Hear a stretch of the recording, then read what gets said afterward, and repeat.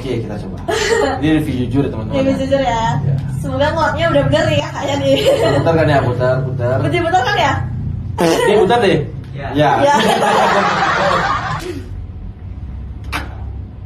Bisa lihat ke belakang. Langsung cakep banget gitu ya kakaknya. Halo teman-teman, selamat datang di View Mabistalk, podcast yang menghadirkan berbagai inspirasi, cerita, dan wawasan seputar wirausahawan, khususnya bagi generasi muda.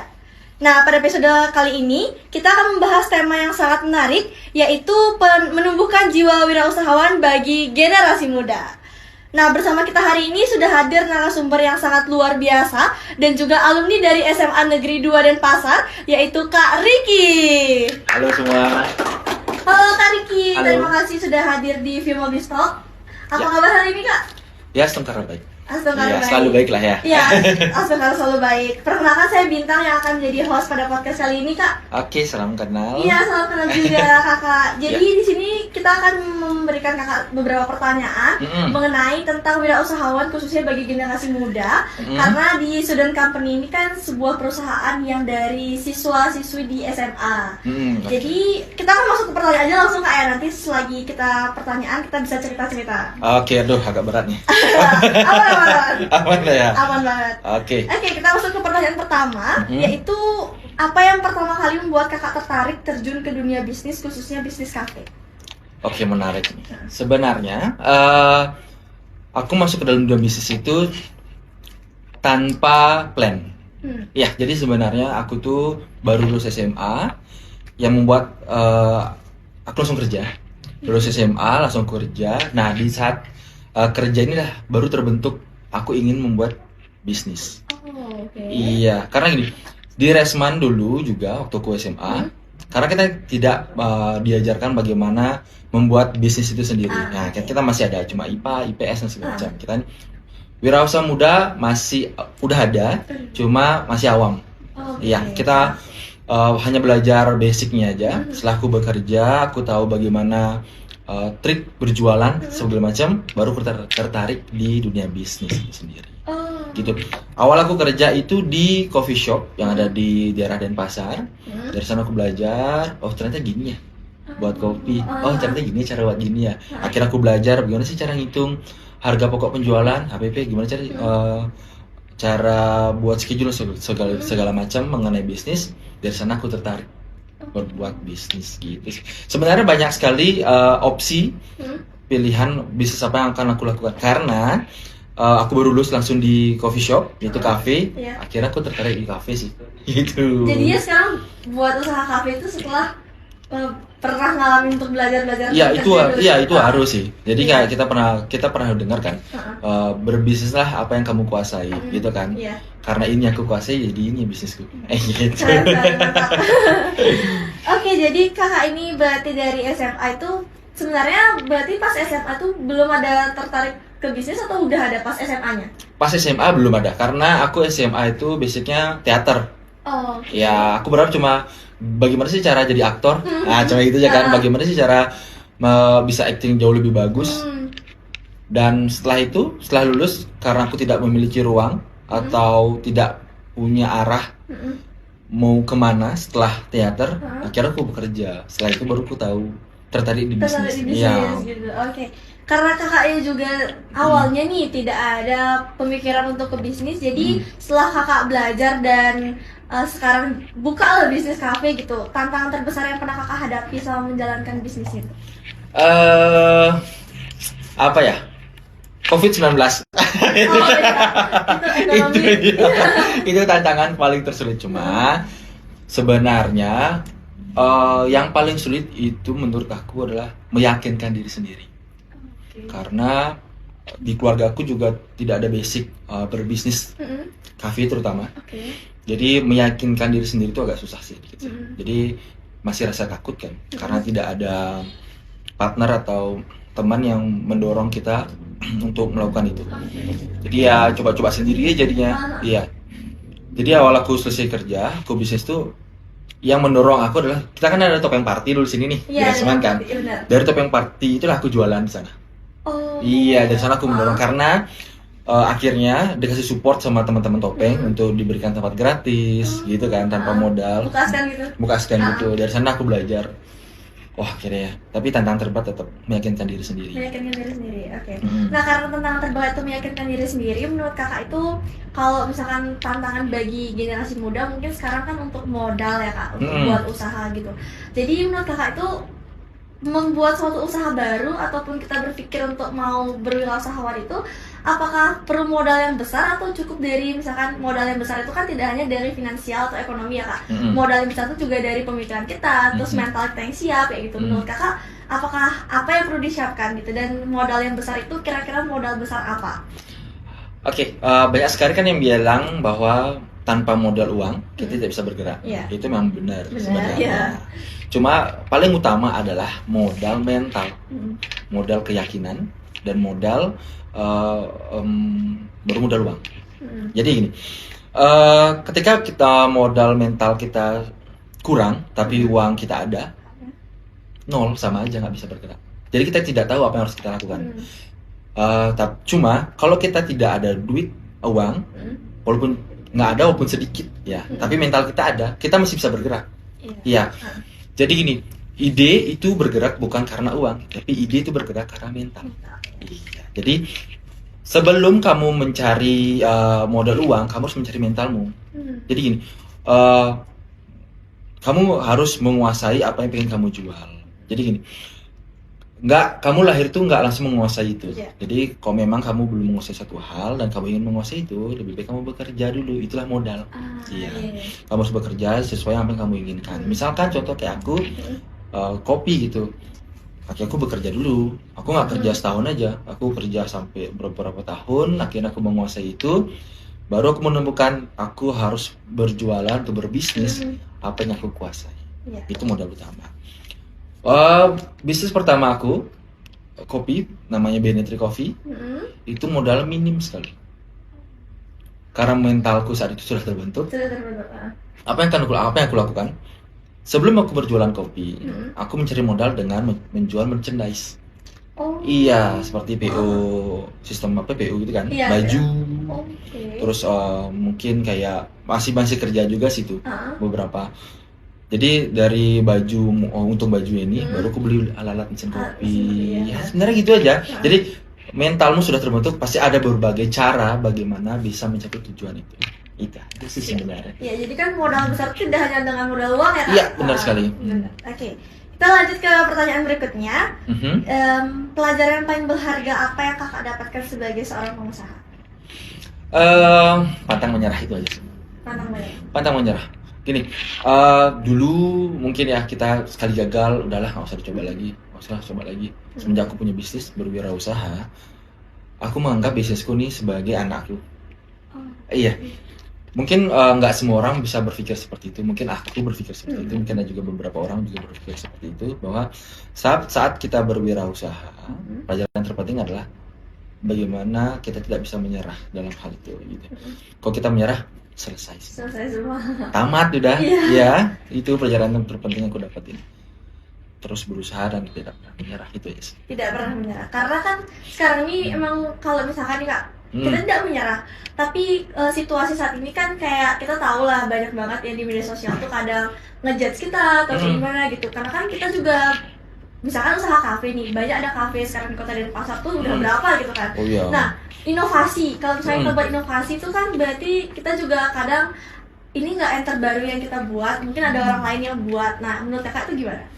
Kalau misalnya ada yang ngejudge juga, atau menurut kakak itu mungkin inovasinya terinspirasi, tapi kalau menurut orang tuh kok mirip sama ini, kayak gitu. Tutup telinga aja. Tutup telinga aja gitu. Nggak semua di dunia ini atau dalam bisnis wirausaha ini nggak ada yang benar-benar baru kan. Kita semua melakukan ATM, nanti tiru modifikasi, benar kan. Misalkan kita membuat satu hal dan itu mirip dengan pesaing, pembeda yang bisa kita lakukan itu apa? Covernya. Itu yang namanya modifikasi, bukan amati tiru plak ketik ya. Modifikasi ini yang paling terakhir. Misal contoh, semua buat kopi susu gula aren. Iya benar kan? Kita amati gula aren nih tertinggi penjualannya. Oke, kita tiru, kita membuat juga gula aren. Modifikasinya apa sih? Penamaan. Nah, cerita dari kopi itu sendiri dan bagaimana cara kita menjual ke teman-teman melalui sosial media dari konten lah. Contoh kita lihat banyak bisnis juga bilang kopi ini apa ya, datanglah untuk ngopi sebentar habis itu cabut kayak gitu gitu kan. Banyak sebenarnya banyak sekali campaign yang bisa dilakukan dengan satu produk yang sama gitu. Itulah modifikasi, itulah yang harus kita jalanin untuk supaya menjadi pembeda walaupun produknya sama ya. Balik lagi misalkan kita dibully atau dihujat mengenai produk yang sama, tutup telinga aja. Itulah kalau kamu buka telinga dan kamu dengar itu, kamu bakal jatuh. Itu kesiapan mentalnya juga. Benar, itu modal juga. Iya, modal. Benar banget. Oke Kak, kalau tadi kan diingat juga cerita Kakak di awal dari SMA terus langsung kerja. Nah, menurut Kakak nih, seberapa penting sih jiwa wirausaha itu ada di generasi muda saat ini? Jiwa wirausaha muda untuk generasi muda sebenarnya kita tidak perlu memaksakan itu, karena seluruh generasi muda itu tidak memiliki mental wirausaha. Ya, jadi gini, aku dari dulu misalkan ada yang nanya sama aku, gimana sih cara berwirausaha gitu, ya kan? Sebenarnya tidak semua orang itu pandai berwirausaha. Itu kenapa sih bisa terjadi? Karena tujuannya. Kali ini, tujuanku apa gitu misalkan. Tujuanku adalah gimana caranya aku membangun company-ku sendiri. Aku tidak nyaman bekerja terus menerus dengan orang. Ya kan? Karena mungkin ada orang berpikir aku di semua orang lebih santai. Ya kan? Itu bukan tujuanku. Ya mungkin dengan orang yang tujuan seperti itu pasti dia mau kerja terus sama iya, jadi kita tidak memaksa, tidak bisa juga memaksa orang-orang atau teman-teman seperti itu untuk menjadi wirausaha. Jadi untuk meningkatkan semangat, gitu ya, benar ya? Iya. Intinya nyari inovasi terus ya. Terus berinovasi dan ya dalam wirausaha itu tidak ada yang namanya stuck. Mungkin karena kamu stres aja, karena mumet, itu jadinya stuck. Maka perlu healing lah, perlu apalah gitu. Tapi tetap kita tidak boleh memaksa untuk semua generasi muda tuh untuk berwirausaha. Ya, anggapnya kalau semua berwirausaha, yang kerja siapa? Iya. Yang kerja orang lain siapa? Iya, misalnya ada 100 orang di kota ini semua berusaha, jadi staffku siapa ini? Iya benar juga ya. Tapi kalau misalkan seperti itu kan memang tidak semua orang memiliki jiwa kewirausahaan yang tinggi. Benar. Tapi kalau menurut Kakak pribadi, jiwa kewirausahaan itu dilahirkan atau dibentuk? Mungkin sebagian besar menurutku dibentuk. Ya, karena apa? Dibentuk dari keluarga terutama. Mungkin ada keluarganya sudah bisnis sebelumnya, gitu kan, turun temurun akhirnya terbentuk. Mungkin karena lingkungannya dia banyak bergaul dengan teman-teman yang sudah berbisnis gitu kan. Menurutku dibentuk dari lingkungan jiwa wirausaha itu. Ya, misalkan tapi juga ada juga dia memiliki jiwa wirausaha, cuma kalau lingkungannya tidak mendukung, nggak bisa juga Kak. Benar. Iya, semua itu terbentuk dari lingkungan. Siap. Berarti lingkungan positif juga bisa membantu modal besar untuk benar sekali ya, privilege ya. Iya. Oke Kak, nah karena tadi kan kita sudah ngomongin anak muda terus nih. Nah ini sebenarnya kita setelah tadi berbicara tentang generasi muda yang nggak harus ada jiwa wirausahawannya, tapi sekarang ini teman-teman kita nih di SMA 2 juga udah banyak yang mulai bisnis-bisnis kecil-kecilan kayak misalkan jualan atau apa kayak gitu. Jadi banyak sekali anak muda sekarang ini punya ide bisnis tapi sering takut untuk memulai karena memang tidak memiliki modal. Modalnya kan banyak nih modal yang tadi kita sudah berbincangkan. Nah, menurut Kakak itu bagaimana cara mengatasi rasa takutnya itu? Karena kalau misalnya kita pikir dia punya modal itu dan ada dukungan dari keluarganya tapi masih rasa takut, walaupun memang tadi Kakak sempat juga bilang ketakutan itu kita harus atasi. Nah, itu gimana? Ya, sebenarnya ini ke diri sendiri sebenarnya dulu ya. Kalau memang teman-teman SMA 2 masih merasa takut untuk memulai bisnis, padahal sebenarnya kan sudah punya modal, ya kan? Itu sebenarnya jauhi teman-teman kalian yang tidak mensupport itu. Oh iya. Ya, gini, 80% atau 90% orang-orang yang ingin memulai bisnis akan kehilangan teman-temannya. Teman-teman yang nongkrong-nongkrong seperti itu. Menurut pribadi, karena aku mengalami itu. Itu pengalamanku pribadi ya. Aku mulai bisnis, aku langsung kehilangan banyak teman-temanku. Langsung itu lost kontak. Jadi buat teman-teman yang ingin mulai bisnis, teman-teman Resman, coba menyingkir dulu dari teman-teman yang tidak mensupport kalian. Karena itu bisa merusak pola pikir kalian yang ingin berbisnis jadi akhirnya tidak mau berbisnis. Oke. Lalu gunakan sosial media sebaik mungkin. Walaupun kalian misalkan kalian introvert, kalian malu untuk berjualan, bisa kalian menggunakan jualan online. Dan yang ketiga, yakini diri kalian dulu bahwa kalian harus berani rugi. Nah, itu. Rugi apa aja? Rugi waktu dan rugi uang. Rugi waktunya apa? Ketika kalian gagal. Cuma itu nggak rugi-rugi banget ya. Itu menjadi pengalaman kalian, ya kan? Menjadi guru kalian untuk kedepannya. Yang kedua, emang pasti rugi uang. Kan sebenarnya itu. Tapi kalau kalian teman-teman di sini keluarganya berada, sebenarnya jangan jadi jangan takut lah. Iya. Cuma kalau kalian pas-pasan, coba dipertimbangkan dulu. Kayak kita mikirin nih, takut karena apa nih? Utama nih. Takut karena rugi kah? Kalau emang aku takut berbisnis nanti rugi, kerja dulu, cari modal dulu. Tapi di beberapa kali saya sempat cerita sama teman-teman yang memang dia tuh ada yang pengen jualan, ada juga yang kayak udah punya nih tapi jualan itu nggak dibawa, misalnya bukan nggak dibawa ke sekolah kan memang nggak boleh jualan di sekolah ya, cuman kayak nggak mempromosikan ke teman sekolah, walaupun memang kita kalau misalkan tawarin pasti kita akan beli dong, apalagi makanan gitu kan, kayak kita suka makan gitu. Cuman kadang-kadang di beberapa cerita teman-teman itu mereka tuh takutnya itu yang pertama malu. Kayak malu jualan. Nah karena kesannya kalau orang jualan tuh kayak kurang uang, padahal kalau kita jualan dan makanan kita, apalagi makanan ya kayak jual makanannya enak kan harusnya fine-fine aja. Itu sih yang biasanya dengar dari cerita teman-teman tuh kayak malu untuk mempromosikan, bahkan kadang yang ngepromosiin di IG itu kita sendiri tuh nggak tahu kok itu teman kita sendiri yang punya kayak gitu, padahal nggak tahu ada IG itu untuk jual makanan gitu. Iya. Itu emang sering terjadi di usia muda sih. Aku pun begitu. Sama-sama, aku pun begitu awalnya. Cuma yang bikin aku berubah adalah ketika aku tidak mempromosikan lagi. Awalnya kan aku cuma ke teman dekat ya, bukan ke teman luas yang aku kenal. Aku paling suka 1-2 orang aku tawarin. Aku berpikir lagi, kok ini ya aku jualin ke 2 orang ini aja, gimana cara aku untung gitu kan. Akhirnya ya harus gitu sih, harus pede sih. Harus pede sih. Itu modal utama kalau kalian emang mau nawarin ke teman-teman. Cuma saran aku jangan terlalu berharap berjualan ke teman-teman. Kalau teman-teman yang beli itu jangan terlalu berharap. Karena gini, karena juga ada teman yang tidak jujur ketika kita jualan, apalagi makanan. Padahal kita perlu suatu review yang jujur. Kalau mereka tidak jujur, kita tidak akan berkembang. Yang kedua, biasanya teman-teman juga pasti meminta diskon. Iya benar. Ya, kan? Dan teman-teman kalau kita jual ke teman-teman, jatuhnya akan memaksa. Itu tidak akan membantu kalian untuk berkembang dalam menawarkan produk. Boleh ke teman-teman, cuma jangan terlalu mengandalkan hal itu. Itu aja sih pesanku. Karena gini, kalau emang kalian masih malu, coba tawarin ke orang lain dulu. Mungkin karena malunya apa? Bisnis kalian masih kecil, it's okay. Tawarin ke saudara-saudara dulu deh gitu, atau ke orang lain dulu deh gitu. Karena kalian nggak dilihat. Nanti setelah besar, rasa malu itu akan hilang sendirinya. Percaya deh. Iya.